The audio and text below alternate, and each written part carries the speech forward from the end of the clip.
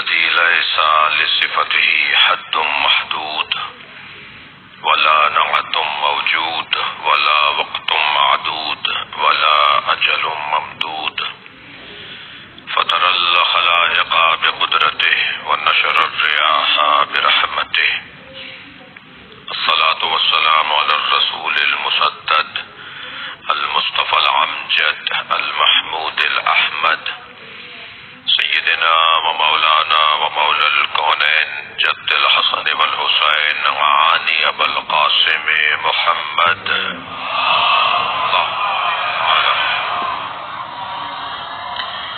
وآله الطيبين الطاهرين المعصومين الذين قال الله إنما يريد الله ليذهب عنكم الرجس أهل البيت ويطهركم تطهيرا اللهم صل على محمد وعلى محمد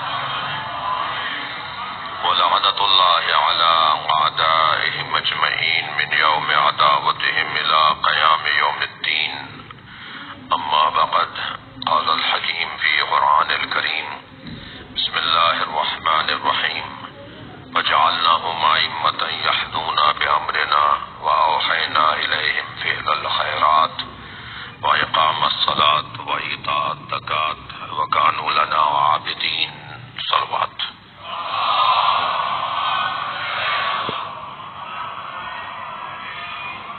التماس ایک سورہ فاتحہ کے لیے 3 مرتبہ سورہ اخلاص اول و آخر صلوات کے ساتھ مرحوم مغفور سید مقبول حسین شاہ ابن سید توسل حسین سیدہ ریاض فاطمہ بنت سید محمد عباس رحم اللہ من قرأ الفاتحہ بسم اللہ الرحمن الرحیم الحمد للہ رب العالمین الرحمن الرحیم مالک یوم الدین ایاک نعبد و ایاک نستعین اهدنا الصراط المستقیم صراط الذین انعمت علیہم غیر المغضوب علیہم ولا الضالین بسم اللہ الرحمن الرحیم قل هو اللہ احد اللہ الصمد لم یلد ولم یولد ولم یکن له کفوا احد بسم اللہ الرحمن الرحیم قل هو اللہ احد اللہ الصمد لم یلد ولم یولد ولم یکن له کفوا احد اللهم صل علی محمد وعلی محمد مغفرت کے لیے صلوات پڑھیں گے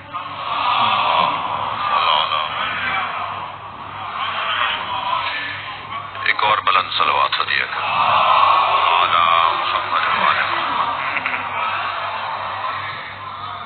سورہ مبارکہ الانبیاء کی 73ویں آیت ہے۔ اللہ اپنے اس کلام میں فلسفہ امامت کو، نظریہ امامت کو اور اس کسے وہ امام بناتا ہے، کیوں امام بناتا ہے، اور امامت کی اہمیت اور فضیلت کو بیان کر رہا ہے۔ کل کی مجلس میں ہم نے عرض کیا کہ ہمارے بنیادی عقائد میں پہلا عقیدہ عقیدہ توحید ہے، اور یہی عقیدہ تمام عقائد کا سرچشمہ ہے۔ وحدہ لا شریک اللہ توحید کا عقیدہ، یہ تصور جب مکمل ہوگا تو پھر اس اللہ کو جسے ہم بلا شریک مان رہے ہیں، اس اللہ کو ہم عادل بھی مانتے ہیں۔ اس کی صفت عدالت اس کی تمام صفات پر حاکم ہے۔ وہ قہار، جبار، جبروت، وہ حی، وہ عالم، وہ قدیر، وہ قادر، مگر وہ عادل ہے۔ یعنی ہم اگر اس کی صفت قدرت کو مانیں اور صفت عدل کو نہ مانیں تو ہم کسی بندگلی میں آ جائیں گے، ہم کسی مشکل میں آ جائیں گے۔ ہمارا عقیدہ، ہمارا نظریہ ہمیں ہمارا ساتھ نہیں دے گا۔ اس کی تمام صفات پر جس صفت کو حاکم ماننا ہے وہ صفت عدل ہے۔ ایک صاحب ایک نجی رسانے پہ ہمارے ساتھ تھے، تو بحث اللہ کی قدرت کی ہو رہی تھی، تو اللہ کی قدرت پر انہوں نے بہت اچھی گفتگو کی، مگر آخر میں انہوں نے اپنی ہی دیگ میں کچھ ایسا ڈال دیا کہ اسے پھینکنا ہی پڑے گا۔ وہ کہنے لگے کہ اللہ قادر ہے، چاہے تو معاذ اللہ، اس سے تو کہا بھی نہیں جائے گا۔ اللہ قادر ہے، وہ چاہے تو یزید کو جنت میں ڈال دے۔ تو جب چراغ محفل ہمارے سامنے آیا تو میں نے ان سے کہا مولانا آپ نے اللہ کی قدرت پر ابتدائی گفتگو تو بہت اچھی کی، مگر آخر میں آپ نے اللہ کی قدرت نہ سمجھنے کا ثبوت دیا۔ اللہ جہاں قادر ہے وہاں عادل بھی ہے۔ صلوات پڑھ لیں محمد وآل محمد، اللہم صل علی۔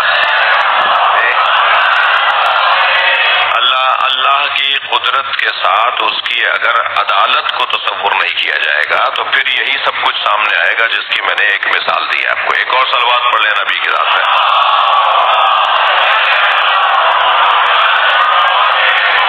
یعنی کتنا بھیانک نتیجہ نکلے گا اگر اس کی اور ساری صفتیں بے معنی ہوتی چلی جائیں گی، لیکن جب صفت عدل کو ان ساری صفتوں پر حاکم مان لیا جائے گا تو ان ساری صفتوں کو معتدل رکھنا ہی عدل الہی ہے۔ تو اب ضرورت اس وجہ سے بھی تھی کہ کیونکہ اس کی ساری صفات کو ہم صفت عدل کے ساتھ جوڑ کر مانتے ہیں، اس لیے ہم اور اس کی صفات کو اصول دین میں شامل نہیں کر رہے، صرف صفت عدل کو ہم نے اس کے اصول دین میں اپنے اصول دین میں شامل کیا ہے۔ ایک ضمناً اور یوں ہی ایک اور سبب بھی ہے صفت عدل الہی کو ماننے کا، اور اللہ کی صفت جو عدل کی صفت ہے اس کو اصول دین میں ماننے کا ایک یوں ہی سبب بھی ہے۔ وہ یوں ہی بھی نہیں ہے جتنا میں یوں ہی کہہ رہا ہوں، لیکن آپ اس کو یوں ہی مان لیجئے۔ ہوا یہ تھا کہ بڑے بڑے بادشاہوں نے اپنے کہہ لیجیے قدر سیاسی ضرورت بھی تھی۔ ایک صلوات پڑھے ذرا محمد وآل محمد، اللہم صل علی۔ ہم نے جو اصول دین میں عدل کو شامل کیا ہے، کہہ لیجیے آپ ذرا دھیمے سے آہستہ سے کہہ رہا ہوں کسی کو برا نہیں لگے، کہ ایک سیاسی ضرورت بھی تھی، اور سیاسی ضرورت یہ تھی کہ بڑے بڑے بادشاہوں نے جنہوں نے دعویٰ کیا ہوا تھا کہ وہ نبی کی جگہ بیٹھے ہوئے ہیں، جنہوں نے دعویٰ کیا تھا کہ وہ جہاں بیٹھے ہیں وہ وہی جگہ ہے جہاں نبی بیٹھتے تھے، تو انہوں نے بڑے بڑے لوگوں نے، نامور لوگوں نے بھائی، انہوں نے اپنی زیادتیاں، اپنے ظلم، اپنی ناانصافیاں یہ کہہ کر اسلام کے حساب میں رکھ دی کہ یہ تو اللہ نے کروایا ہے، ہم تو کچھ کرتے ہی نہیں ہیں، جو کرتا ہے وہ اللہ کرتا ہے، یہ ہاتھ اللہ نے دیا ہے لہذا تھپڑ میں نے مارا ہے تو یہ اللہ نے معاذ اللہ تھپڑ لگوایا ہے۔ اتنا سادہ بھی نہیں تھا مسلمان۔ صلوات پڑھے ذرا محمد وآل محمد۔ انہوں نے بڑے بڑے قتل کیے، بہت سی ظلم و زیادتیاں کی، اور سارے ظلم و زیادتیوں کے عنوانات کو ڈال دیا اللہ کے اوپر کہ کیونکہ یہ ہاتھ اللہ نے دیا ہے، یہ سوچ اللہ نے دی ہے، یہ دل اللہ نے دیا ہے، یہ دماغ اللہ نے دیا ہے، تو اگر ہم نے کچھ کیا ہے تو ہم نے کچھ نہیں کیا، یہ تو اللہ نے کروایا ہے۔ اس عقیدے کو کہتے ہیں عقیدہ جابرہ۔ عقیدہ جابرہ، ہم مجبور ہیں، اللہ نے ہمیں فلاں گھر میں پیدا کیا، فلاں زبان پہ بولنے والا پیدا کیا، فلاں قوم میں پیدا کیا، اللہ نے ہمیں ایک ہاتھ ایسا دیا ہے، اللہ نے دو ایسے پیر دیے ہیں، دوسرا ہاتھ ایسا دیا، اللہ نے دیا ہے نا سب کچھ ہے، یہ ساری چیزیں جب اللہ نے دی ہیں تو پھر ہم نے کسی کو اگر قتل کیا ہے تو ہم نے کیا قتل کیا ہے؟ یہ سادگی کے ساتھ مسلمان مان گئے اس بات کو۔ یعنی میں آپ کو کیا عرض کروں کہ ایک بہت بڑا طبقہ یا غالب طبقہ اس بات کو مان گیا کہ ہاں یہ جو کچھ ہوا ہے یہ اللہ نے کروایا ہے، کیونکہ یہ ساری چیزیں اللہ کی دی ہوئی ہیں۔ لیکن ایک مرتبہ ائمہ اہل بیت نے ایک آواز بلند فرمائی، حضرت نے فرمایا میرے مولا امام جعفر صادق علیہ السلام نے ارشاد فرمایا، اللہم صل علی محمد وعلی محمد۔ اچھا میں بات پوری کروں گا تو آپ کو زیادہ لطف آنا چاہیے۔ ایک جانب تو یہ نظریہ آ گیا کہ جو کچھ ہوتا ہے وہ اللہ کی طرف سے ہوتا ہے، ہم تو کچھ کرتے ہی نہیں ہیں، وہ خالق خیر بھی ہے، وہ خالق شر بھی ہے۔ ایک جانب ایک عقیدہ آیا کہ نہیں، اللہ نے کچھ ہستیوں کے حوالے ساری کائنات کر دی ہے جسے تفویض کہا جاتا ہے، اور اب جو کچھ بھی کوئی کر رہا ہے اس میں اللہ کا کچھ نہیں ہے، بلکہ جو کچھ کر رہا ہے وہ کر رہا ہے، یعنی یہاں سے بھی افراد اور یہاں سے بھی تفرید، نہ یہ درست تھا نہ وہ درست تھا۔ تو ایک اب آواز آئی مدینہ منورہ سے امام جعفر صادق علیہ السلام کی، اللہم صل علی، اور حضرت نے ارشاد فرمایا لا جبر ولا تفویض بل الامر بین الامرین، نہ جبر کو ہم مانتے ہیں نہ تفویض کو ہم مانتے ہیں، بلکہ ہم ایک ایسے امر کو مانتے ہیں جو جبر اور تفویض کے درمیان ہے. یہ نظریہ اہل بیت کا نظریہ، یہ نظریہ ائمہ اہل بیت کا نظریہ، نہ مطلقاً جبر نہ مطلقاً تفویض. ہاں یہ دو آنکھیں یہاں لگی ہوئی ہیں، ہاں ہم فلاں گھر میں پیدا ہوئے ہیں، ہاں ہم ان آنکھوں سے دیکھنے کی صلاحیت رکھتے ہیں، یہ اللہ نے دی ہے. یہ سب چیزوں میں ہم جبر کا شکار ہیں، یعنی ہم مجبور ہیں. ہمارے اختیار میں نہیں تھا کہ ہم فلاں ماں باپ کے گھر میں پیدا ہو جاتے، ہمارے اختیار میں نہیں تھا کہ ہم فلاں زبان بولنے والے پیدا ہو جاتے. اس میں ہم مجبور ہیں. مگر یہ آنکھیں اللہ نے دی ہیں، اس میں مجبور ہیں. مگر یہ آنکھیں کیا دیکھیں اور کیا نہ دیکھیں اس میں مختار ہیں. یہ پیر کہاں جائیں اور کہاں نہ جائیں اس میں ہم مختار ہیں. ان کے استعمال پر ہم مختار ہیں. اب وہ جو ہمیں اختیار ملے گا کہ ہم اسے کہاں استعمال کریں اور کہاں نہ استعمال کریں، اس میں لازمی تھا کہ اللہ کی طرف سے ہدایت آتی. اللہ ہمیں رہنمائی کرتا کہ یہ دیکھو گے تو حرام اور یہ دیکھو گے تو ثواب، وہاں جاؤ گے تو حرام اور یہاں جاؤ گے تو حلال. تو وہ جو چاہوں گا عزیزو، پیاس فطرت ہے، بھوک فطرت ہے، جنسی مطالبہ فطرت ہے. بہت ساری چیزیں ہیں جو فطرت کا حصہ ہیں. حسن بینی، حسن آرائی، خوبصورتی کو پسند کرنا، خوبصورتی سے رغبت کرنا، یہ انسان کی فطریات میں سے ہے. یہ جتنی فطری چیزیں ہیں یہ سب مجبوریاں ہیں. توجہ چاہوں گا، یہ سب ہمارے ساتھ مجبوریاں ہیں. ہمارے ہاتھ میں ہی نہیں ہے کہ ہمیں بھوک نہ لگے، ہمارے ہاتھ میں ہی نہیں ہے کہ ہمیں پیاس نہ لگے. یہ کسی حسن کو، کسی خوبصورتی کو دیکھ کر رغبت نہ ہو، یہ ہمارے ہاتھ میں نہیں ہے. یہ ہے فطرت. لیکن جب فطرت بے لگام ہونے لگے، یعنی پیاس اگر فطرت ہے تو جو چاہے پی لے، بھوک اگر فطرت ہے تو جو چاہے کھا لے، اگر حسن بینی اور حسن آرائی فطرت ہے تو جہاں چاہے جا کر کوئی گناہ انجام دے لے. یہ تو فطرت نہیں ہے نا. تو جہاں فطرت بے لگام ہونے لگتی ہے وہاں فطرت کی لگام کو شریعت کہتے ہیں. صلوات پڑھے ذرا محمد و آل محمد.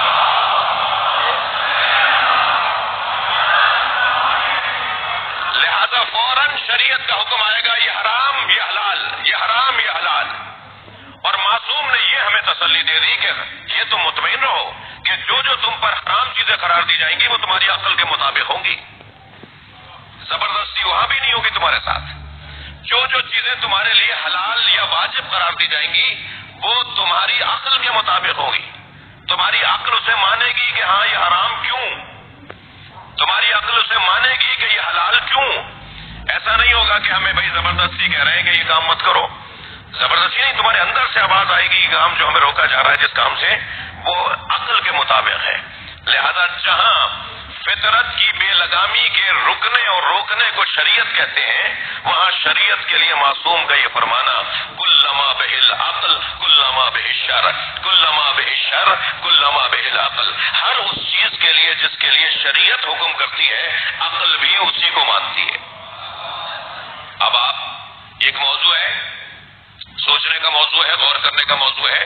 ہم اس پہ غور کریں، تحقیق کریں کہ جو چیزیں شریعت نے ہم پہ حرام قرار دی ہیں ان کے اوپر ذرا آپ سائنسی اعتبار سے ریسرچ کروا لیجئے، تحقیق کروا لیجئے. ہر وہ چیز جسے شریعت نے حرام قرار دیا ہے، جدید سائنس اگر اسے مضر قرار نہ دے، جدید تحقیق اگر اسے نقصان دہ قرار نہ دے تو حق ہے کسی مسلمان کا یہ کہنے کے لیے کہ تعلیم اور علم کچھ اور، تحقیق اور ریسرچ کچھ اور کہہ رہی ہے اور شریعت کچھ اور کہہ رہی ہے.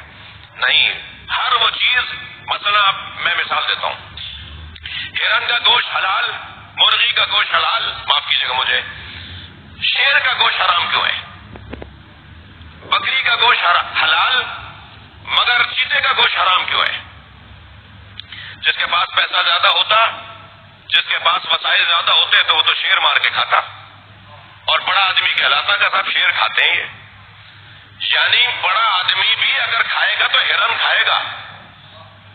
پیسے والے ہیں بھائی ہرن کھاتے ہیں، یہ مگر پیسے والے ہیں بھائی یہ شیر کھاتے ہیں، یہ مثال نہیں ملے گی. اس لیے کہ جب ایک گھونٹ پانی کا میرے اوپر اثر ہے، بلڈ پریشر لو ہو رہا تھا، میٹھا پانی پلا دیا، آپ نے شربت پلا دیا، ایک شہد کا چمچہ چٹا دیا، ایک مرتبہ اس کا فوراً آٹومیٹک، فوراً ایک دم خودکار میرے بدن کے اوپر اس کا اثر ہونا شروع ہو گیا. جی یہ میرے پاس بھائی تھوڑا سا آگے بھی آ جائیے ایک صلوات پڑھتے ہوئے. اللہم صل علی محمد. زحمت فرمائیے تھوڑا سا اور آگے آئیے.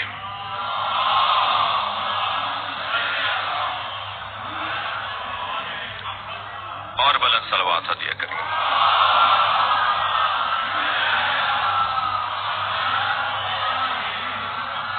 ہمارے بدن میں کہتے ہیں نا، ڈاکٹر حضرات بیٹھے ہیں، میں ان کے کاموں میں دخالت نہیں دوں، کہ کم سے کم 8 گلاس پانی تو ہونا چاہیے 24 گھنٹے کے اندر جی، اور زیادہ سے زیادہ 12 گلاس پانی ہونا چاہیے. میں تو کہتا ہوں علی بھائی سے کہ امام بارگاہوں پر کوئی ایک فریم بل کوئی لکھوا کے بھی لگا دیجیے کہ روزانہ 12 گلاس پانی 12 ائمہ کے نام پہ پی لیا کرو. تو جو 12 گلاس ڈیلی پانی پی لیتا ہے نا، اس کو 85 بیماریاں ختم ہو جاتی ہیں. تو یہ زیادہ سے زیادہ ہے. ٹھیک ہے، یہ جو ہمارے بدن، یہ جو پانی ہے یہ بات کرتا ہے، سنتا ہے، بولتا ہے، بات کرتا ہے، یہ سمجھ رہا ہے بات کو. میں نے ایک تحقیق دیکھی، میر صاحب کے 2 گلاسوں میں چاول ڈالے انہوں نے، اور 1 گلاس میں چاول ڈال کے پانی سے اچھی باتیں کی. تم بہت شفاف ہو، تم بہت میٹھے ہو، تم بہت اچھے ہو، تم بہت لذیذ ہو. اور دوسرے گلاس میں بھی چاول ڈال کر اس کا تم بہت گندے ہو، تم فلاں ہو اور تم دماغے ہو. اور دونوں گلاسوں کو پانی چاولوں کے ساتھ انہوں نے رکھ دیا ایک مخصوص مدت کے لیے. اور پھر جب انہیں کھول کے دیکھا تو جس پانی پر تعریفیں کی گئی تھیں اس کے چاول پھوٹ رہے تھے، اور جس سے برائیاں کی تھیں اس کے چاول کالے پڑ گئے تھے. یہ چاول کالے نہیں پڑے، پانی نے اثر دکھایا. جی آج ہم جدید زمانے کے لوگ تھوڑا سا بعض چیزوں سے، پہلے جو ہمارے بزرگوں، ہمارے بڑے جو تھے وہ ایسے ہی نہیں تھے.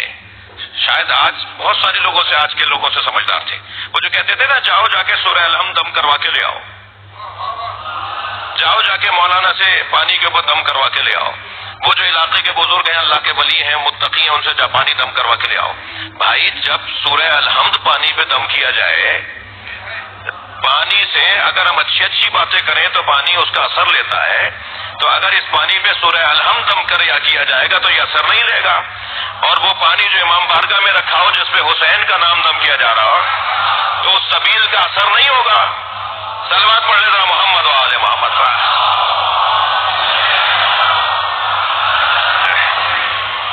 جی اب جب اس ایک گھونٹ پانی کا جو بظاہر پانی ہمیں نظر آ رہا ہے، اس کے علاوہ کچھ اور نظر نہیں آ رہا، اس پانی کا اثر ہمارے اوپر ہوتا ہے.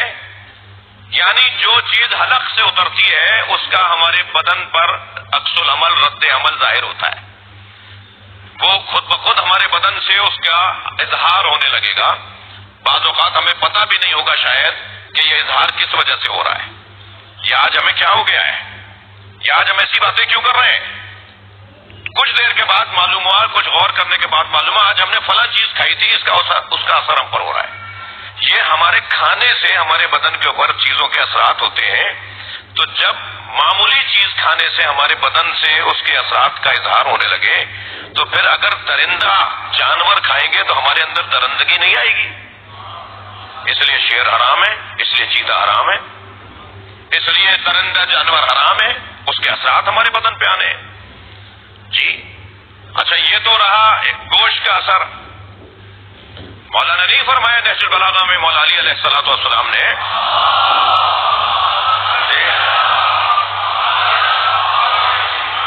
کہ خبردار اپنے بدن کو جانوروں کا قبرستان مت بناؤ. یہ جو روزانہ گوشت کھاتے ہیں، میں ان سے بات کر رہا ہوں، پہلے اپنے آپ سے بات کر رہا ہوں.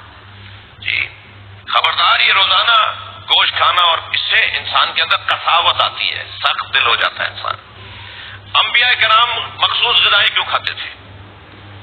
انبیاء کرام کے ہاں مخصوص غذاؤں کا استعمال کیوں تھا؟ خاص طور پر میں اب یہ نہیں کہہ رہا کہ آپ اور میں کل سے یہی کام شروع کر دیں. انبیاء دال کا استعمال زیادہ کرتے تھے. دال، حبوبات، دالیں، صرف ایک دال نہیں، کیا اسی کی مارکیٹ بڑھ جائے گی اگر میں نے نام بتا دیا تو.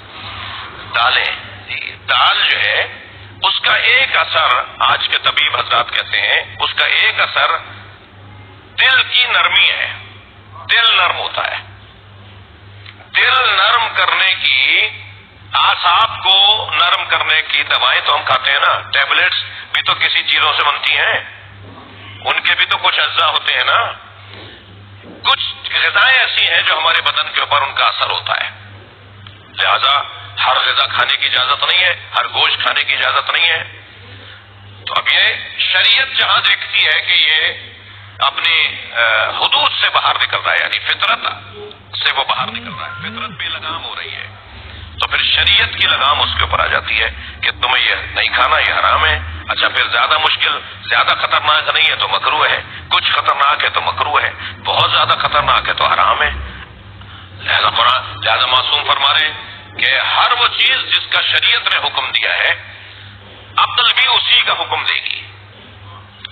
تو یہ ہمارے اوپر اس اللہ کا کرم ہے کہ ہمیں، جیسے ہم بچوں کو بہلا بہلا کر بات سمجھاتے ہیں نا، یہ اس کا کرم ہے کہ ہمیں بہلا بہلا کر اس نے اسلام سمجھایا ہے، دین ہمیں سمجھایا ہے بہلا بہلا کر کے. نہیں، ناراض مت ہونا مجھ سے، میں تمہارا دشمن نہیں ہوں. صلوات پڑھ لیں ذرا محمد و آل محمد.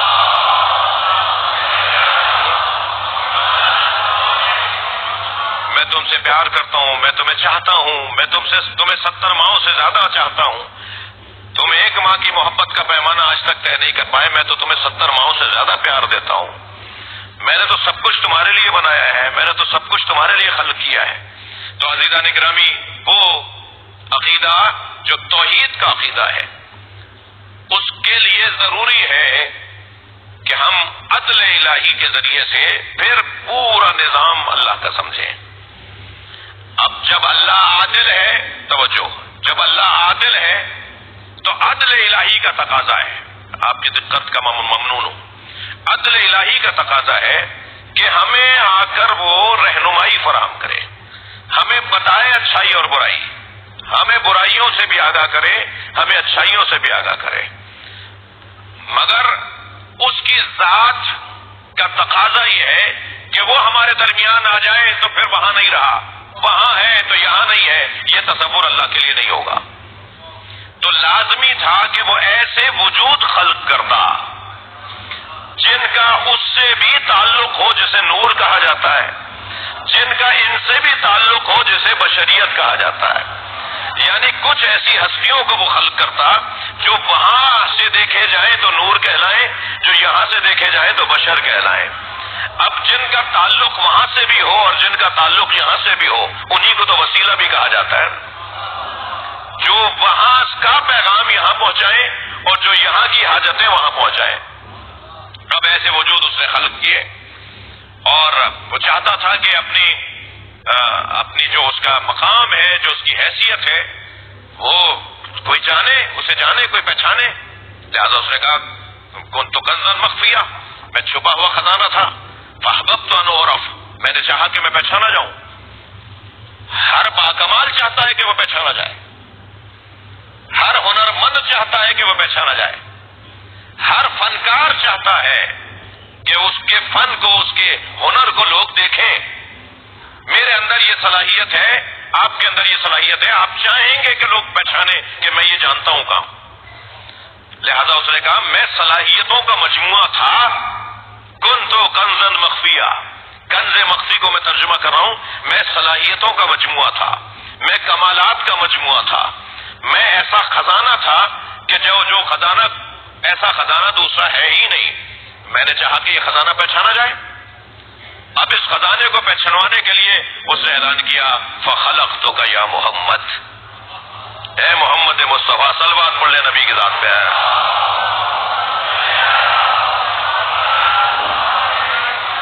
اے میرے محمد، میں نے تمہیں خلق ہی اس لیے کیا کہ میں پہچانا جاؤں. میں چھپا ہوا خزانہ تھا، میں نے چاہا کہ میں پہچانا جاؤں. فخلقتک یا محمد، اے محمد میں نے تمہیں بنایا ہے تاکہ میں پہچانا جاؤں. اب نبی مکرم کو بنا لیتا کافی رہتا نہیں. جس کو سب سے پہلے اس نے بنایا ہے نا، میں آپ کی توجہات ہیں، میں ممنون ہوں اس کا. سب سے پہلے جسے اللہ نے بنایا ہے اس میں ساری اپنی قدرت کا کرشمہ رکھا ہے. پہلی پہلی مخلوق، اور جسے بنانے کے بعد اپنے آپ کو مبارکباد بھی دے رہا ہے، تبارک اللہ احسن الخالقین، تجھے مبارک ہو، تو نے بہترین مخلوق بنا ڈالی، اور اسے ایسا بنایا کہ پھر اس کی ایک ایک عضو بدن کو اس نے معجزے سے سجایا، سرکار کے بالوں کو معجزوں سے سجایا، سرکار کی پیشانی کو معجزے سے سجایا، پلکوں اور بھووں کو معجزوں سے سجایا، آنکھوں کو سرکار کی معجزوں سے سجایا، یہ سرکار کی ناک بینی مبارک کو بھی معجزے سے سجایا۔ یہ میں نہیں کہہ رہا، مولا علی فرما رہے لِكُلِّ عُضْوٍ عَلَى مُعْجِزَةٍ، اللہ نے نبی کے ہر عضو کو ایک معجزہ عطا کیا، اللہ نے اپنے نبی کو ایسے سجا کر بھیجا، شاہکار ہے نا، اور بہتر بناؤ۔ میں اور آپ بھی اگر کتاب لکھ رہے ہوں یا کوئی پینٹنگ یا کوئی ڈرائنگ یا کوئی ایسا کام کر رہے ہو جو ہمیں آتا ہے تو ہم کہتے ہیں اور بہتر کریں، اور بہتر کریں، اور اگر نمائشگاہ عالمی ہو، صلوات پڑھے ذرا محمد و آل محمد،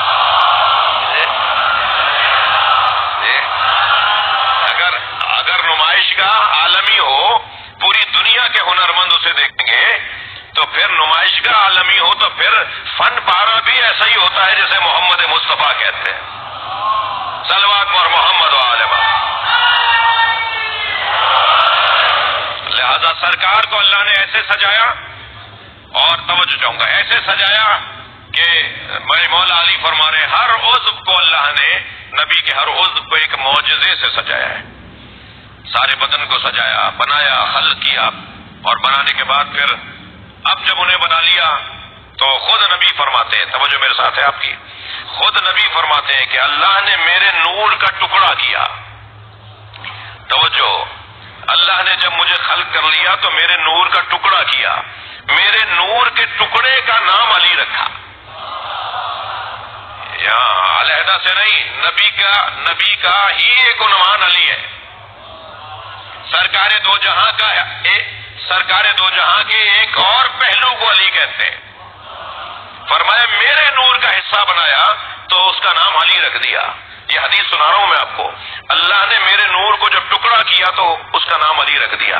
نبی کا جز علی، علی کا جز نبی، اور جو جز ہو وہ جز کا محتاج ہوتا ہے، اور جو محتاج ہوتا ہے وہ اللہ نہیں ہوتا، وہ صمد نہیں ہوتا۔ نبی کو علی کا محتاج بنا دیا، علی کو نبی کا محتاج بنا دیا، اور دونوں کو ایک ساتھ جوڑ کر، بھائی اب میں کیسے ان بچوں کو اس بات کو روشن کروں، بلا تشبیہ صاحبان دقت بیٹھے ہوئے ہیں، سکے کے دو رخ ہوتے ہیں نا، ایک جانب لوگو بنا ہوا ہوتا ہے، کون سی مملکت کا ہے، ہمارے یہاں کا چاند ستارہ، قائد اعظم کا مزار، جی مینار پاکستان سکے کے اوپر بنا ہوا ہو، دوسری جانب لکھا ہوا ہوتا ہے کہ 5 روپے کا ہے، مثال کے طور پہ 2 روپے کا ہے، تو ایک طرف مالیت لکھی ہوتی ہے، ایک طرف حیثیت لکھی ہوتی ہے۔ نبی علی کی حیثیت کو کہتے ہیں، علی نبی کی مالیت کو کہتے ہیں۔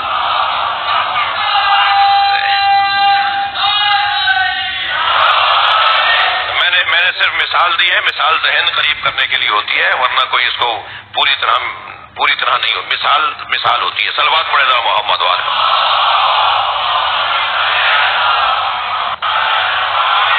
اور بلند صلوات نبی کی ذات۔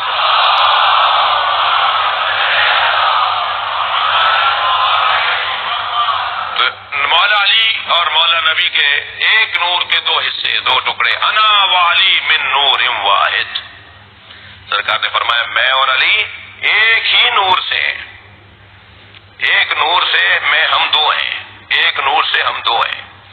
اور پھر جب ان 2 ہستیوں کے نور کو خلق کر لیا تو پھر اللہ نے سیدہ کے نور کو خلق کیا، پھر اللہ نے امام حسن اور امام حسین کے نور کو خلق کیا، پھر جب پنجتن کے انوار کو اللہ نے خلق کر لیا تو پھر اللہ نے امام حسین کے 9 بیٹوں کو خلق کیا، 9 من ولد الحسین، یعنی 9 امام حسین سے نکلنے آنے والے نور خلق کیے، امام حسین سے 9 نور خلق کیے اللہ نے، جو پھر 9 بیٹے ہوں گے امام حسین کے، یہ 9 بیٹے ہیں تب جا کے 12 امام بنتے ہیں، امام حسین کے 9 من ولد الحسین۔ پھر جب ان 12 کو خلق کر لیا اللہ نے تو پھر ان 12 کو مدتوں، اب ہزاروں سال لکھے ہوئے، ہزاروں سال نوری ہزاروں سال، مدتوں یہ 5 اور پھر یہ 9 مدتوں، ان 14 کو عرش کے گرد اپنا محدق قرار دیا. یعنی عرش کے گرد، تھوڑا سا توجہ بڑھائیں گے، عرش کے گرد 14 کرسیاں لگی ہوئی تھیں. بہت بڑے بڑے لوگوں کو مکاشفہ، انہوں نے محنت کی، ریاضت کی کہ مکاشفہ انہیں ہو اور انہیں کچھ حقائق نظر آئیں. تو صوفی حضرات کے ہاں، عرفاء کے ہاں، اہل ولایت کے ہاں یہ بحث ہے باقاعدہ کہ انہوں نے محنت کی اور ریاضت کی اور چلے کیے اور اپنے احساسات و جذبات کو مارا تاکہ کوئی منظر انہیں نظر آئے. تو جن لوگوں نے کچھ مخصوص انداز سے محنتیں کی اور انہیں کچھ منظر نظر آئے، ان منظروں میں بڑی تعداد ہے جنہوں نے یہ بات لکھی ہے جو میں کہہ رہا ہوں. اتفاق سے مولانا اسحاق صاحب جو فیصل آباد والے ایک ہمارے دیوبندی عالم دین تھے، ان کا بھی اس کے اوپر ایک بیان موجود ہے جو اس وقت میں بات کر رہا ہوں کہ بڑی محنت کی اور اس کے بعد مکاشفے کی کیفیت میں انہوں نے دیکھا کہ عرش کے گرد 14 کرسیاں لگی ہوئی ہیں اور وہ نور کی کرسیاں ہیں اور ان انوار کے رخ اللہ کی طرف ہیں، پشت دنیا کی طرف ہے. دنیا کی طرف انہوں نے پش کیا ہوا ہے اور رخ اللہ کی طرف کیا ہوا ہے. پھر اللہ نے ان 14 انوار سے اپنی عبادتوں کو دیکھا ہے. انہوں نے اللہ کی عبادتیں کی ہیں اور اس کے بعد پھر اللہ نے اب مخلوق کو خلق کرنا شروع کیا. مخلوق میں پروردگار عالم نے کس کس کو خلق کیا وہ ایک طویل فہرست، مگر فرشتے بھی بعد میں بنے ہیں. جب ایک مرتبہ جبریل امین سرکار کی خدمت میں تشریف فرما تھے تو نبی نے پوچھ لیا، یا جبریل کم عمرک، اے جبریل تمہاری عمر کتنی ہے؟ تو جبریل امین نے فرمایا، یا رسول اللہ نجم یطلع من السماء بعد 70,000 سنہ، یا رسول اللہ 70,000 سال کے بعد ایک ستارہ نکلتا ہے، میں نے اسے 70,000 مرتبہ دیکھا ہے، یہ میری عمر ہے. تو سرکار نے فرمایا آج دیکھو گے تو پہچان جاؤ گے؟ تو کہنے لگے یا رسول اللہ میں ایک لمحے میں پہچانوں گا، میں نے اسے 70,000 مرتبہ دیکھا ہے. سامنے سے علی آتے نظر آئے، میرے مولا نبی کی آواز آئی، خذ الامامۃ عن جبہتک یا علی، اے علی اپنا امامہ اپنی پیشانی سے اوپر کرو. مولا علی نے اپنا امامہ جو ہٹایا تو جبریل نے کھڑے ہو کر کہا ھذہ نجم الذی، یہ جو علی کی پیشانی پہ ستارہ سجا ہوا ہے یہی وہ ستارہ ہے جسے میں نے 70,000 مرتبہ دیکھا ہے.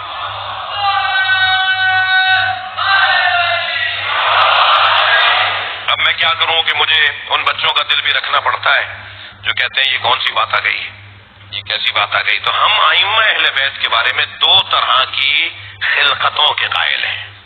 توجہ چاہوں گا، ہم ائمہ اہل بیت کے لیے 2 طرح کی خلقتوں کے قائل ہیں. ایک خلقت بشری پیکر میں، ایک خلقت نوری پیکر میں. جو نوری پیکر ہے ان کا، جو نوری جنبہ ہے ان کا، جو نوری پہلو ہے ان کا، وہ تو حضرت آدم کی خلقت سے 2000 سال پرانا ہے، اور بشری پیکر حضرت آدم کی اولاد ہے. بشری پیکر میں یہ حضرت آدم کی اولاد ہے.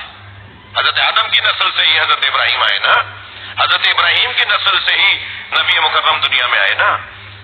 بشری اعتبار سے یہ حضرت آدم کی اولاد ہے، مگر نوری اعتبار سے تو حضرت آدم کا وجود ہی نہیں تھا. تب محمد مصطفیٰ، حیدر کرار، سیدہ زہرا، حسن حسین موجود تھے. دلیل دے دوں قرآن سے، صلوات پڑھے ذرا محمد و آل محمد.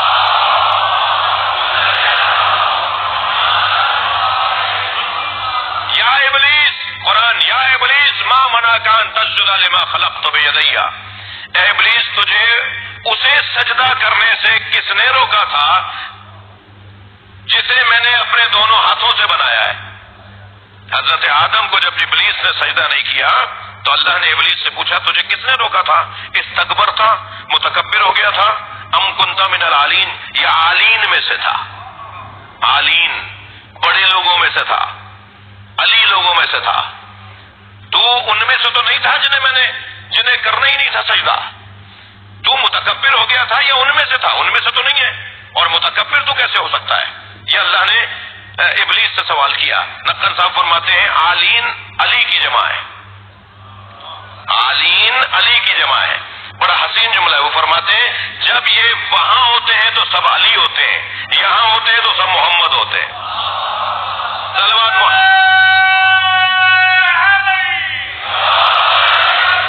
تو 2 طرح کی خلقت ہے میرے عزیزو. ائمہ اہل بیت نبی کی، سیدہ کی، ائمہ اہل بیت کی، ایک خلقت جو عالم انوار میں ہے، ایک خلقت جو عالم الست میں ہے، ایک خلقت جو عالم میثاق میں ہے،